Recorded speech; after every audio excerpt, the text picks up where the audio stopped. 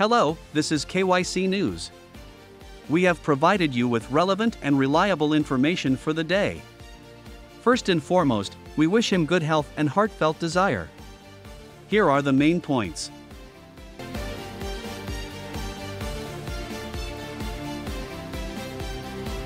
A wildfire in Northern California threatens 500 structures.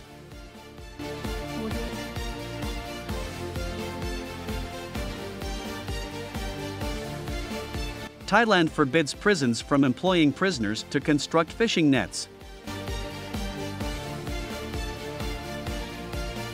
A wildfire in Northern California threatens 500 structures. Authorities said a wildfire that started in Northern California on Tuesday forced evacuations as it threatened around 500 homes and other facilities. According to Unit Chief Brian Estes of the California Department of Forestry and Fire Protection, the Rice's fire broke out in Nevada County near the Yuba River at around 2 p.m. local time and had grown to more than 500 acres, 202 hectares, by evening. According to him, a state park, water supply infrastructure, and electrical lines were all at danger from the fires. Northeast of Sacramento and roughly midway between the state capital and the Nevada border, the rural area is located in the Sierra Nevada. Authorities had originally claimed that a building on fire started the blaze before spreading to neighboring dry grass. However, Mr. Estes stated at a press conference that evening that he was unable to corroborate claims that certain structures had been demolished. According to County Sheriff Shannon Moon, evacuation orders were in place for about 350 residences and other buildings. Both on the ground and in the air, firefighters battled the flames as planes dropped dozens of water and fire retardant drops. The fire was one of many that started on Tuesday in Northern California as the state sweltered in the height of summer, with low humidity and temperatures in the Rice's fire area reaching up to 36.6 C, 98 F. Tuesday morning, a fire broke out in San Luis Obispo County, consuming grass and brush. About 50 structures were in danger, but no casualties or property damage were reported, and the flame was only 25% contained, according to fire officials. A fire that burned more than 300 acres, 121 hectares, in Glenn County was 65% contained. West of Sacramento, a second fire that burned 500 acres, 202 hectares, was put out without causing any property damage or injuries, according to the authorities. Thailand forbids prisons from employing prisoners to construct fishing nets. After a Thomson Reuters Foundation study revealed some prisoners were coerced into performing the task under threat of being beaten or having their release postponed, Thai prisons were forbidden from utilizing convict labor to produce fishing nets for commercial enterprises. Labor rights organizations and the families of inmates who had criticized exploitation in prison work programs applauded the country's corrections department's announcement that it had instructed institutions not to sign new net-making contracts. In a written reply to the Thomson Reuters Foundation, Chan Vakiradath, a deputy director general, stated that there are concerns that detainees may have been compelled to work. As a result, the Corrections Department has given directives to change prison labor in accordance with human rights standards. The practice of forced labor in prisons was disputed by the department and Kon Fishing Net, KKF, the largest maker of fishing nets in Thailand. Former detainees claimed in a report from December that although the job was required, it only paid a small portion of Thailand's minimum wage, and other workers received no pay at all. Chan claimed that despite not being made public at the time, the memo prohibiting new contracts for the production of prison nets was sent on May 2. According to the department, some prisons have also announced immediate pay increases of up to 30% for certain jobs, such as those making fishing nets, folding bags, and needlework.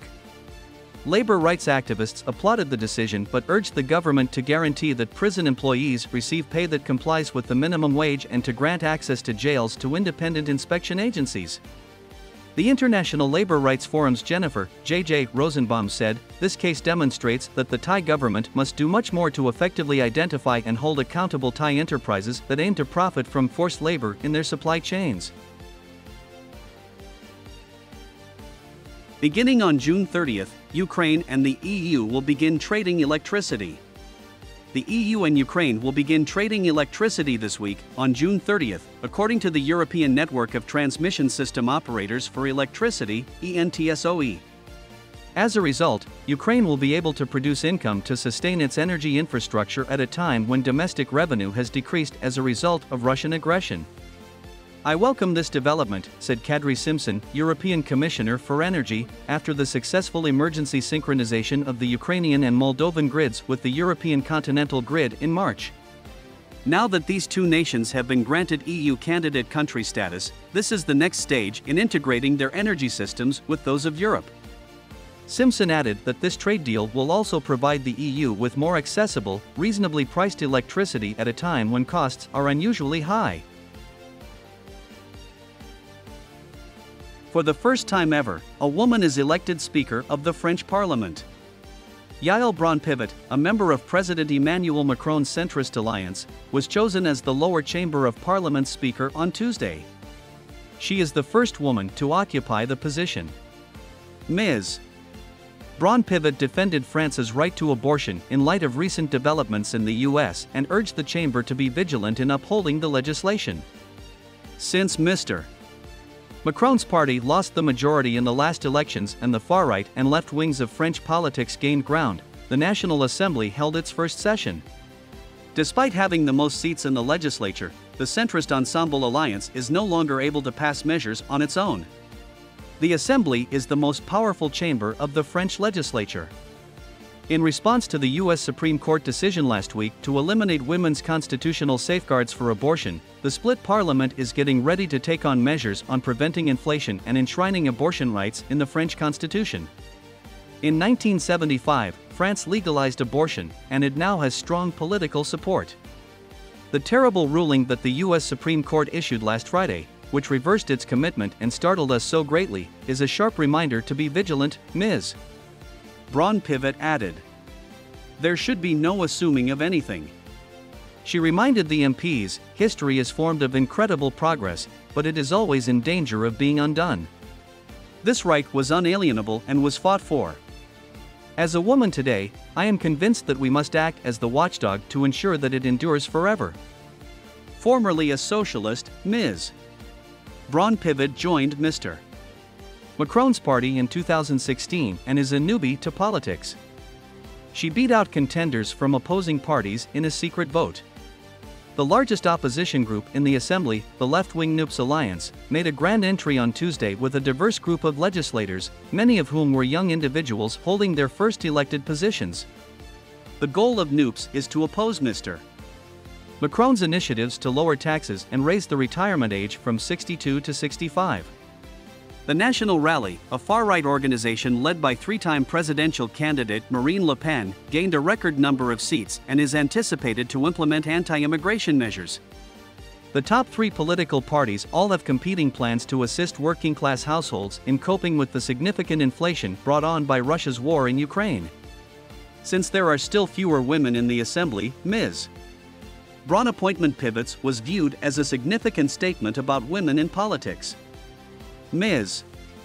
Braun-Pivet, a lawyer who lived in Asia for a while, won re-election this month in the west of Paris constituency where she was initially elected in 2017. For 5 years, she presided over the Assembly's Law Committee. The Assembly is now playing a bigger role than it has in the previous 20 years.